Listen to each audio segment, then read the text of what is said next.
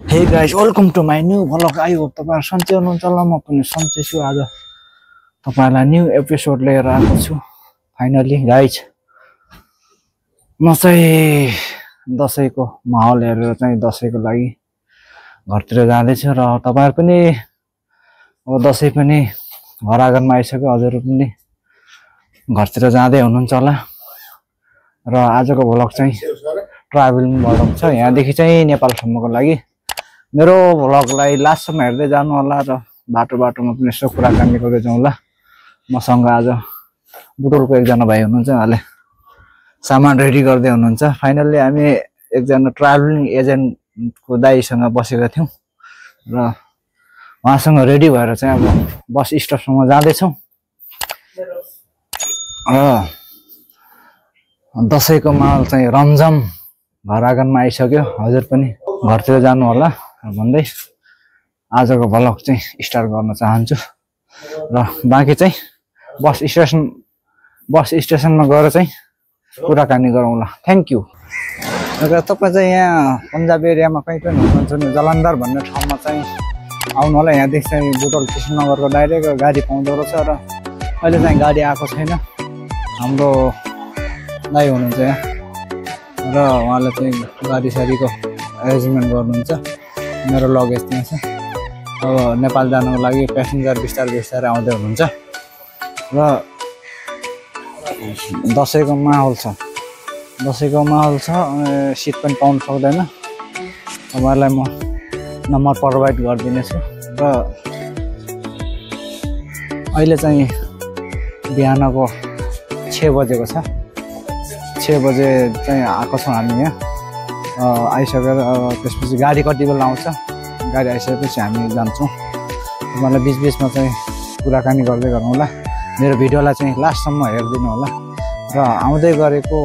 दशैंको धेरै शुभकामना छ र तपाईहरु पनि अब परदेशमा हुनुहुन्छ भने परदेशदेखि अब घरतिर जाँदै हुनुहुन्छ भने आउनु होला पन्जाब एरिया कुनै ठाउँदेखि पनि तपाई यहाँ जलन्धर भन्ने ठाउँमा आएपछि गाडी पाउँदो रहेछ डाइरेक्ट नेपालमा म चाहिँ बीचमा ओर्लिन्छु नानपाडादेखि अटो गरेर जान्छु अन्त नेपालको गाडी भन्दैछ अहिले गाडी कस्तो छ हेर देखाउँछु र खुसी छु म पनि धेरै साल पछाडि दशैं तिहार मनाउने कोसिसमा छु दशैं त मनाउँछु तिहार कस्तो हुन्छ हेरौँ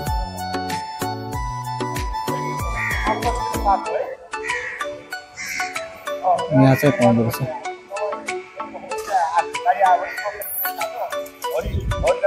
तपाईहरु पन्जाब दायाँ बायाँ कतै हुनुहुन्छ भने तपाई यहाँ जलन्धर आएर कन्ट्याक्ट गरेर चाहिँ बसमा जान सक्नुहुन्छ यति भन्दै अहिले फेरि बस आएपछि तपाईलाई भिडियो देखाउँछु मेरो भिडियोलाई लास्टमा हेर्दै गर्नु होला खाली छौ हाम्रो भाइ बसिसकेछ म पनि बस्छु तिरवल सीटमा have a safe journey बस ठिकै छ अहिले खाली छ अहिले चाहिँ एकछिनमा पुरै आउँछ होला मान्छे प्यासेन्जरहरु पुरै आउनुहुन्छ हाम्रो सिट चाहिँ हेर्नु छ हाम्रो भाइ बुटोल जाने हैन दशैं मनाउन मान्छेहरु पनि भरिसकेको छ बीचमा चाहिँ अब मान्छे भर्दै जाने रहेछ मान्छे हाल्दै सबै अब दशैंको लागि दशैं मनाउन जाँदैछ होला दशैं राम्रोसँग मनाउनु होला हामी पनि दशैं मनाउन आउँदैछ हजुरहरु पनि आउनु होला दशैं मनाउन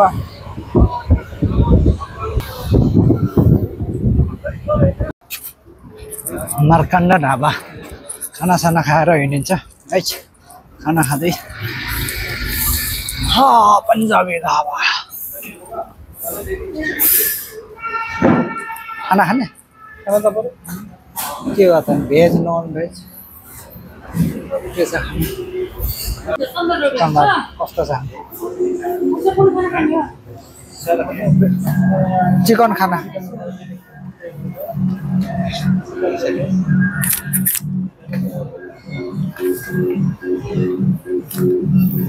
कति हो नहीं मासु भात कति हो? 300 300 एउटा चिकन खाना 300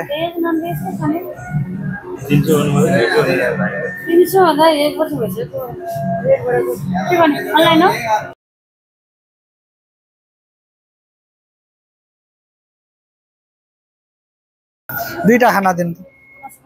हजुर होटलमा खानपिनको कुरा सुरा राख्यो हैन पैसा चाहिएको थियो मलाई त्यससँग पैसा माग्यो अन्त त्यो भाइले पनि मलाई पनि चाहियो भनेर पैसा हो फेरि फोन पे देखि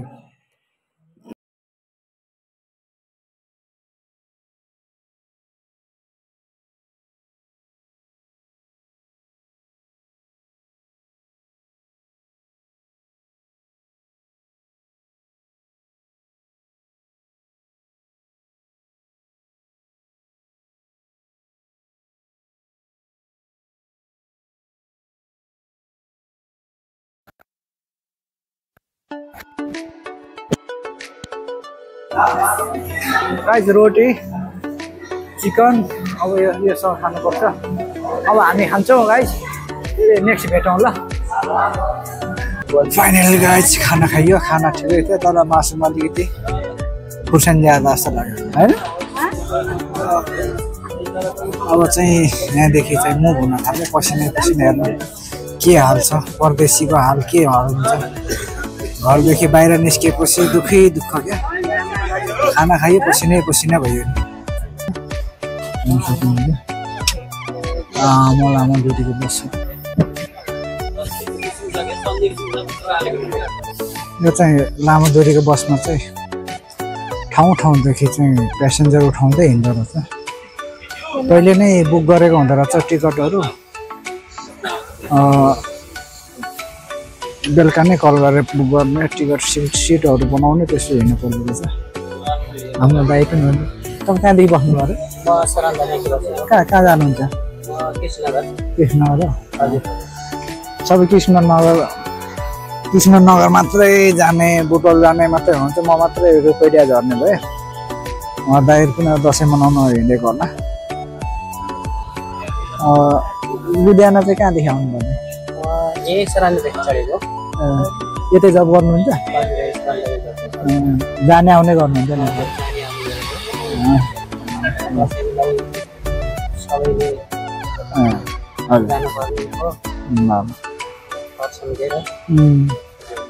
के गर्नु नेपालीको होइन चार्जर आउँदैछ होइन जानु पर्यो है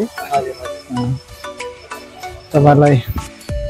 मेरो युट्युब च्यानलमा तपाईँलाई म रेकर्ड गरेर हाल्नुहुन्छ अब कतिजना हुनुहुन्छ कहाँसम्म जानुहुन्छ कृष्णनगरदेखि प्युठान प्युठानदेखि त्यहाँ कृष्णनगरले कति लाग्छ दाइ कृष्णनगरदेखि 1000 रुपैयाँ लाग्छ भाडा त 600 रुपैयाँ होला 600-650 हजुर त्यसको अब खानापिना खाएर 1000 रुपैयाँ हाम्रो दाइ चाहिँ यहाँ लुधियानादेखि चाहिँ कृष्णनगर र प्युठान जाँदै हुनुहुँदैछ हैन अब प्युठान गएर फेरि अब केही दिन बसेर फेरि आफ्नै गन्तव्यतर्फ आउने हो म पनि सेम त्यही हो अब यहाँ केही महिना बसेर चाहिँ म पनि यता फेरि आफ्नै सिलसिलातिर आइन्छ त्यति हो भने बाटोमा कुरा गर्दै आउँला हाम्रो भाइले पानी लिएर आउनुभयो पानी सुनाउँदै हुनुहुन्छ खुसी हुनुहुन्छ अनि दसैँ मनाउन सर्भिसको दौरानमा कतिचोटि मनाउनु भयो दसैँ दिवाली पहिलोचोटि गाइज होइन कति चाहिँ साह्रो पर्छ होइन नोकरीको दौरानमा चाहिँ पहिलोचोटि अब 8-9 सालको सर्भिसमा पहिलोचोटि दसैँ दिवाली मनाउँदै हुनुहुन्छ मेरो पनि अब 2 चोटि भयो यत्रो सर्भिसको दौरानमा होइन अब पेन्सन रिटायर आउने बेला भइसक्यो अब 2 चोटि मात्रै मनाउँदैछु भने यो चाहिँ हेरौँ कस्तो हुन्छ एक्साइटेड छु म पनि पहिलोचोटि दसैँ दिवाली मनाउँदा आउनुहुन्छ नेपाल दाजुभाइहरू यहाँदेखि गाडी स्टार्ट भयो गाइस गफ गर्दै गरौँ गर्नु सक्नुहुन्छ यहाँ फाइनली यहाँ अब चण्डीगढ बर्डर आउन लागिसकेको छ यहाँदेखि गएर अब चण्डीगढ नजिकै छ फाइनली चण्डीगढ त्यसपछि उत्तर प्रदेश यो चाहिँ हाम्रो गाडी हो यताहरू रहेछ फ्युल ट्याङ्की भर्दैछ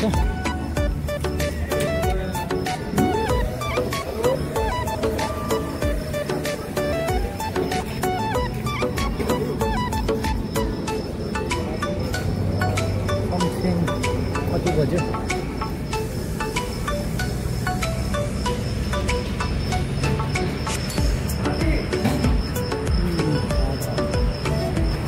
साढे 3 घन्टा साढे 3 घन्टाको जर्नी भयो साढे 3 घन्टा जर्नी बस्यो यहाँ पुग्यो अब उस साइडसम्म पनि दसैँ मनाउनको लागि कहाँ गयो जामा लाउने टिकट यो टिकट चाहिँ हो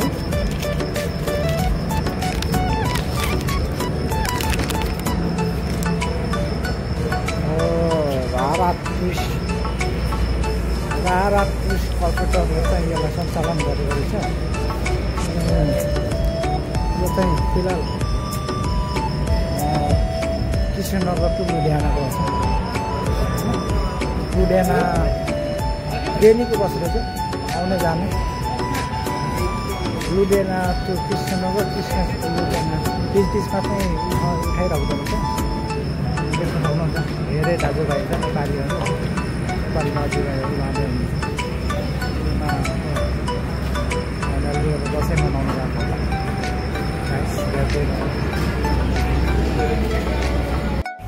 फौजी मान्छे सानो